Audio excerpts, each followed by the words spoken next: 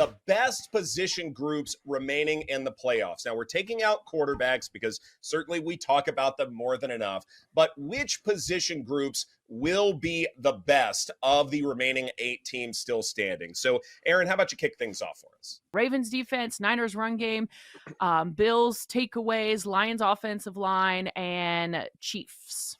I think it's safe to say you and I are roughly on the same page as far as the best group still standing in these playoffs. But at number 1, the Ravens secondary, then the 49ers secondary, 49ers receivers, 49ers pass rushers, and then the Chiefs offensive line, Paul.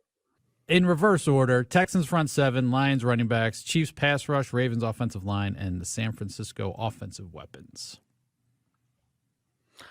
I love that.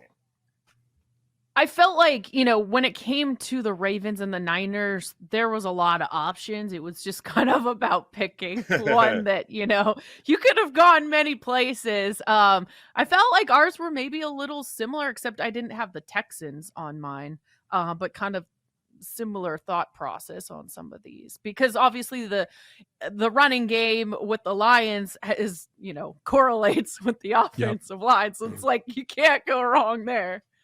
And honestly, before I started looking at specific numbers and cases, I had SF pass rush just kind of penciled in at number 1, but then decided to go there's no knocking the 49ers pass rush, obviously. Yeah. Right. It is challenging. There's a reason why the Ravens and the 49ers captured the 1 seeds, and they didn't do it, say, after week 18. They did it sometime prior to that. There's a reason, and it's not just the quarterback play. It's all these other fantastic units. So one of the reasons why I sort of focused on San Francisco so much is because it's just such a deep team. You look at the questions and, why wouldn't San Francisco win the Super Bowl? Well, they do have to go up against Baltimore if they make it there in all likelihood. But also, too, it's okay, quarterback play is a big question just because Brock Purdy is so young and so unheralded and all of that stuff. But then you're kind of running out of excuses after that, right? There's not that much in terms of other key arguments. So that's probably why I focused a little bit more there than anything else. But then you look at, say, PFF coverage grades, and that sort of gave Baltimore the slightest edge. And so that became my number 1 to go with all these other elite defensive backs who've done oh so well. And when we talk about this Ravens secondary and this defense in general, Erin, it's something where, okay, it can be feast or famine. Sometimes they do give up explosives. But this year, the reputation has changed completely.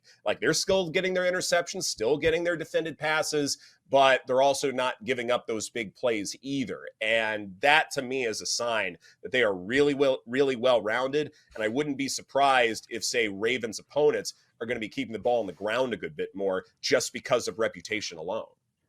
I think one big one for me is Mike Evans against the Detroit Lions. So, we're continuing to see this Dave Canales offense. We know it's going to be a play-action offense. They want to take deep shots and push the ball down the field. That's always going to be Mike Evans. The big thing for me, and I want to go alts here, is Canales so far this year, his sequencing, he's been one of the biggest, run, pass offensive coordinators in the entire NFL. The Bucs had a 75% pass rate on early downs in that Eagles game, and they had a positive game script for almost the entire game, and they were still throwing the football a ton on early downs, which I love, and I think they're going to approach this the same. The Lions' run defense is an elite unit. They've been that way the entire year. They shut down a really good Rams rushing attack with Kyron Williams. They're really, really stout against the run, but you can throw against them. Matthew Stafford averaged over 10 yards per attempt. It's been a problem all year long, and in particular, Cameron Sutton's their number 1 corner. He's a 5'11", probably on a good day,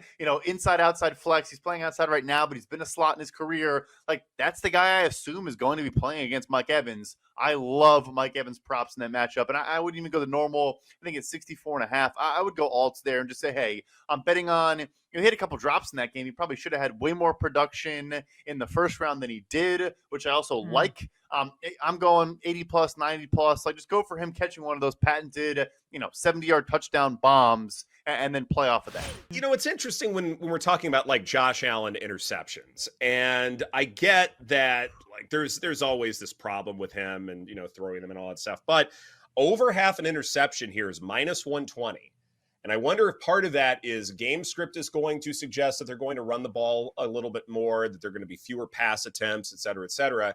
And maybe this is not a pass defense that can get takeaways, things like that. But you do get nicked for an interception if, say, you chuck one 60 yards and it basically functions as a punt on 3rd and long.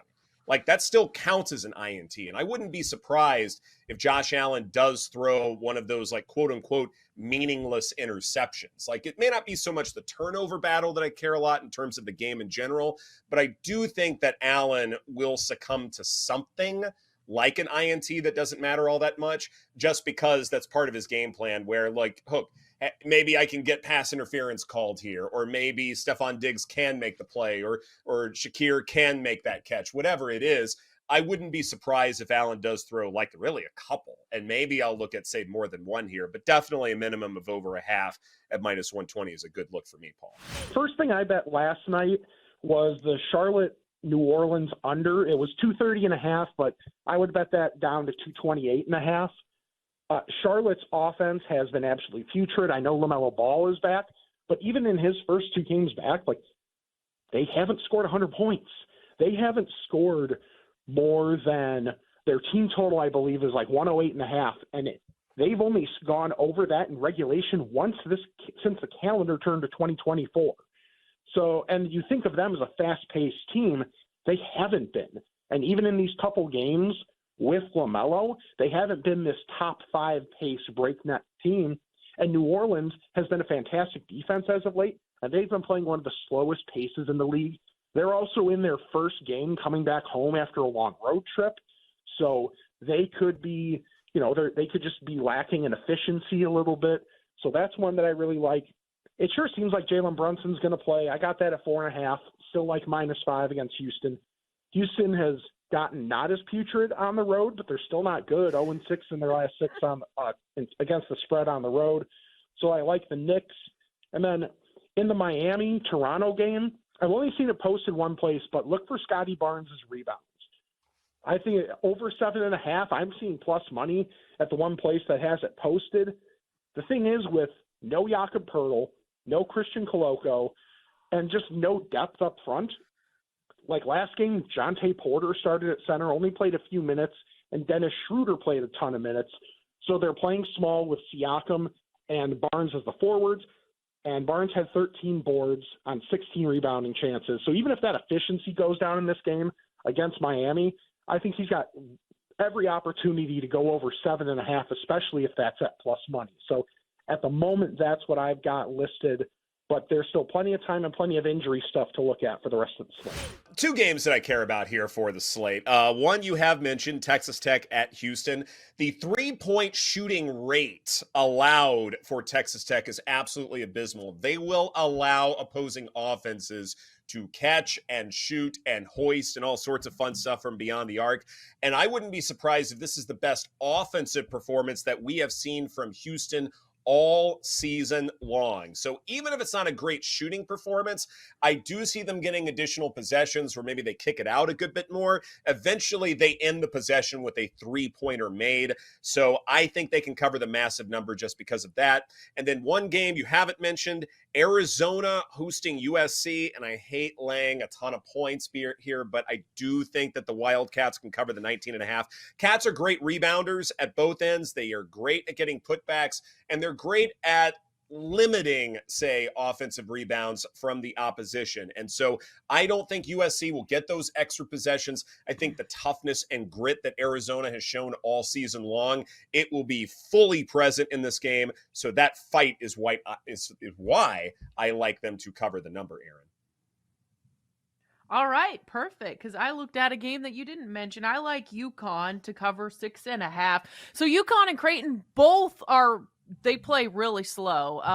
But I think UConn, because they are undefeated at home, they just got that number 1 spot. They are going to be extra motivated. They're not going to give that undefeated at home up to Creighton, and it's not going to happen tonight. And they're just bigger and better at every position. So UConn -6.5 is my favorite bet.